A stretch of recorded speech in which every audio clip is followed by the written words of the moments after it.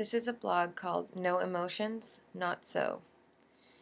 And it's from my site, my new site. And I don't I don't love reading directly off writing because I'm not the best multitasker, but I thought this would be a really useful thing to read out because I think it would help a lot of people understand, including non-autistic people.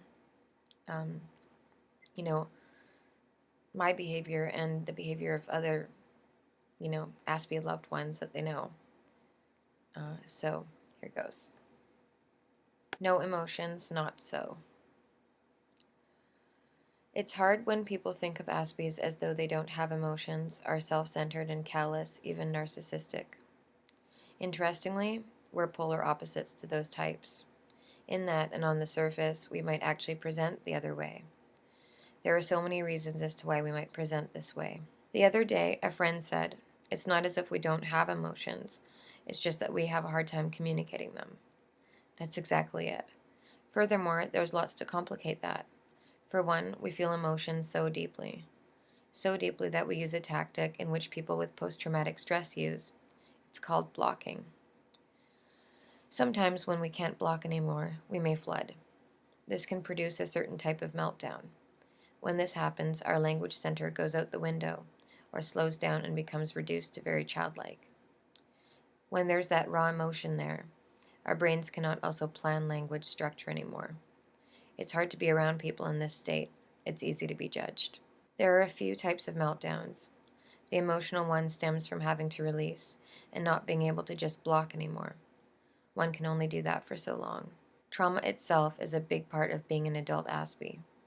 Many Aspies have endured traumas, especially social and interpersonal, in their own relationships as well as at the hands of society.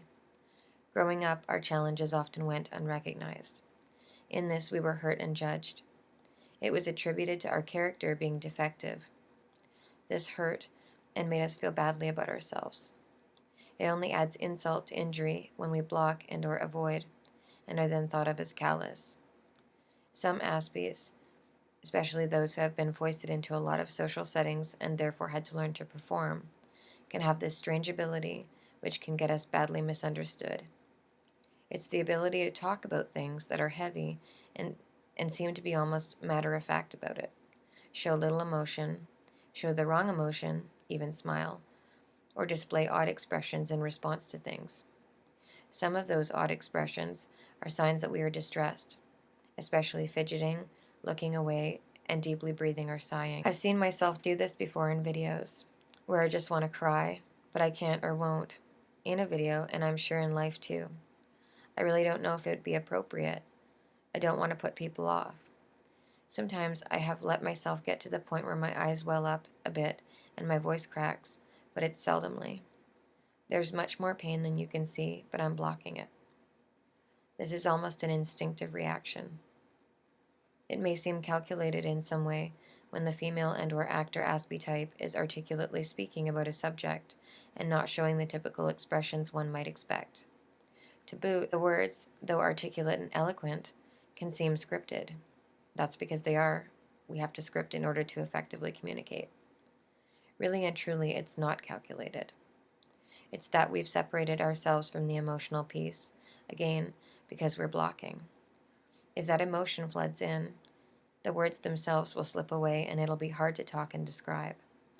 This is what people just don't get. Worst of all, this effect is most pronounced in an Aspie with deep-seated trauma. Ironically, we get the worst of people thinking stuff like this, when we're in the most pain deep inside.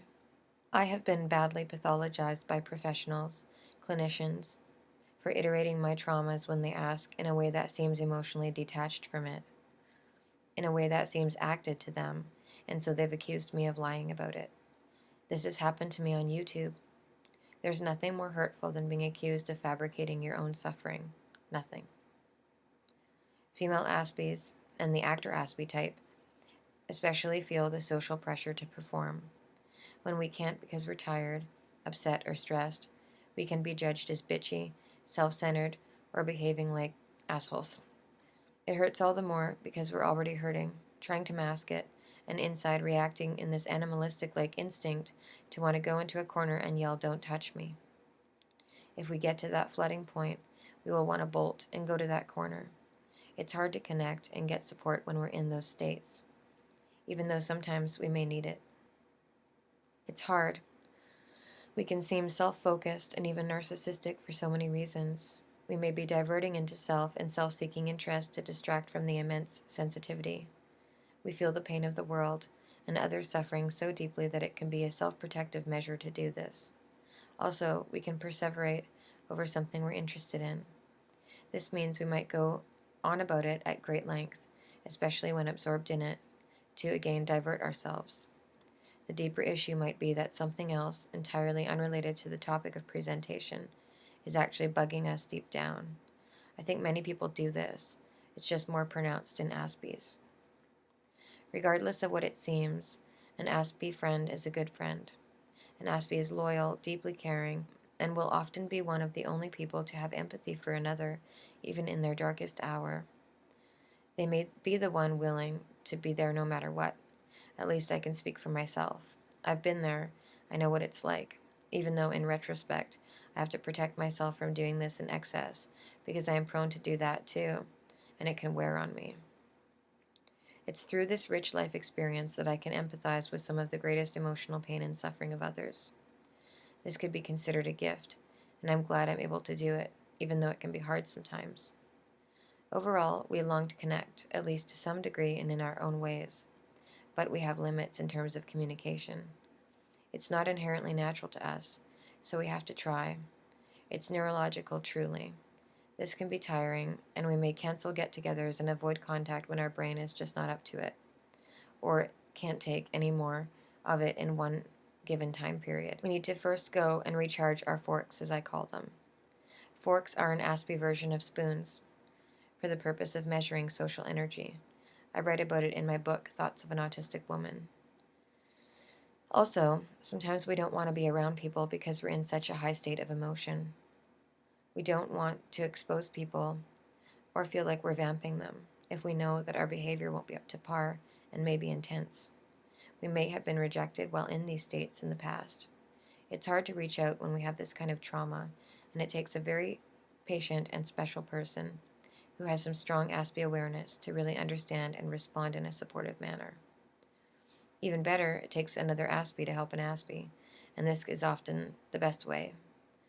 If one is really hurting and needs to reach out, they can reach out to someone who is currently able and who gets it. We realize not everyone can do it. Not everyone can handle it. We also may be overly guarded in this way. It takes a while to trust, even when one may be indeed trustworthy. In retrospect, we can be overly trusting and end up hurt. Be patient with us. We do have big hearts. We can make really loyal friends. We may not always make it out to parties, social gatherings, dinner dates, and the like, but we do try sometimes.